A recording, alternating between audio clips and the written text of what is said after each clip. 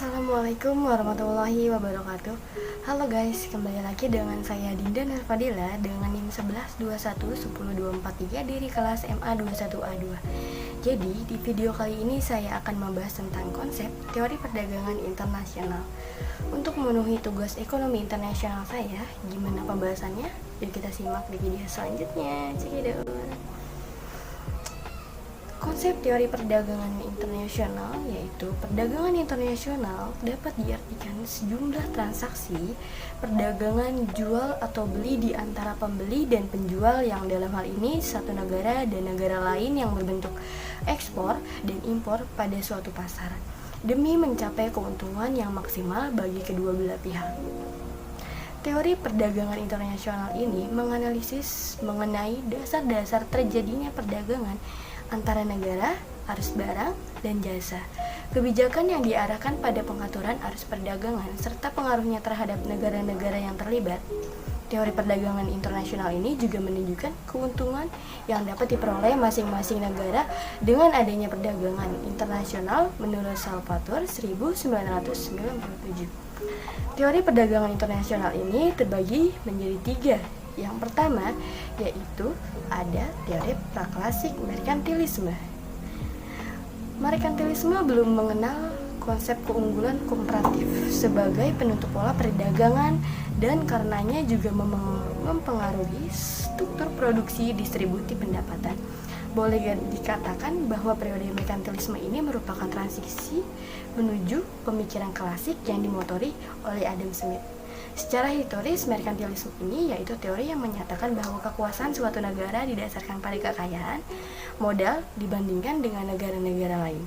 Hal ini membutuhkan akumulasi komoditas yang berharga dan neraca perdagangan yang menguntungkan ekspor atas impor. Tujuan untuk menumpuk kekayaan berupa logam mulia sebanyak-banyaknya melindungi kekayaan negara yang ada di masing-masing negara. Yang kedua yaitu ada teori klasik. Teori klasik ini dibagi menjadi dua bagian, yaitu yang pertama yaitu ada teori klasik absolute advantage. Teori klasik absolute advantage ini yaitu setiap negara akan memperoleh manfaat perdagangan internasional karena melakukan spesialisasi produk dan mengekspor barang jika negara tersebut memiliki keunggulan mutlak serta mengimpor barang jika negara tersebut memiliki ketiga keunggulan mutlak. Apa yang terjadi? Oh God! Wow! Yaitu ada comparative advantage, yaitu menurut Ricardo keunggulan komparatif ini relatif yang dimiliki suatu negara dibandingkan negara lain dalam memproduksi berbagai komoditas. Jika masing-masing negara memiliki keunggulan komparatif dalam memproduksi suatu komoditas, negara tersebut mengkhususkan untuk memproduksi komoditas tersebut, maka produksi dunia akan mampu ditingkatkan sehingga akan memberikan peluang bagi setiap negara untuk melakukan perdagangan dan memperoleh manfaat dari perdagangan tersebut. Seperti itu ya. A few moments later. Yang terakhir yaitu ada teori modern.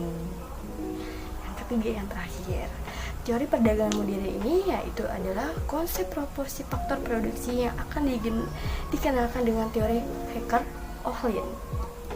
Yaitu menurut Hecker-Ohlin yaitu adalah sebuah negara akan mengekspor komoditi yang diproduksinya lebih menyerap faktor produksi yang relatif melimpah dan murah di negara itu.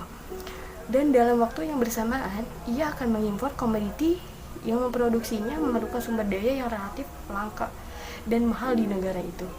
Teori Hecker-Ohlin ini memberikan konklusi bahwa perdagangan cenderung memperbesar tingkat pendapatan atau tingkat upah para pekerja dan menurunkan tingkat pendapatan atau tingkat upah para pekerja dan menurunkan suku bunga real di modal di negara yang kaya tenaga kerja dan mengalami kelangkaan modal.